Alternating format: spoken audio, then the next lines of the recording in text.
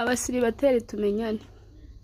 Narebye mu nzu saa 5 z'ijoro mvuye ku kazi mbura ikintu cyo kurya. Sindebye neza mbona intoryi n'inyanya na tungurusumu y'igitunguru. Bandatetse n'ifiriti gakeya nyine. Nayifitemo n'utwo tuntu nyine ndiye ranch. Ibitotsi byari byose nenda gupfa. Nari nashyitse angahe saa 5. Ubwo ngubwo ndatetse birahiye. Ndavuga ati ndarira mu buriri pe. Ndangije njya kurira mu buriri kugira ngo mpite naniryamira. Ndangije ngeze mu buriri n'ibitotsi ndabibura. Bibuzwa n'ikintu uko n'ibiryo natetse byananiye kubera byaye bibishye.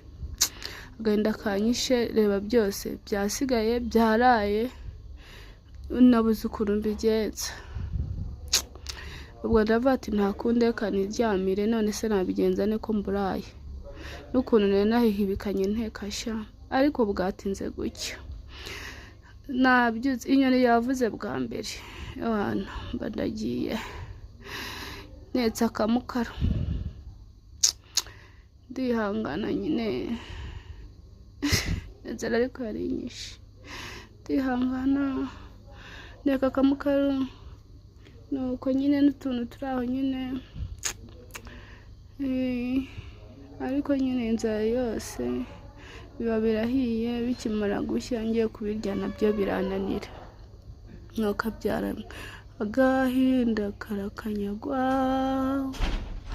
Agahinda karakanyagwa. Narebye ndavuga ati nta kundi nyine reka nshyiremo utudimo abana aritwo turi bwongere wenda ngo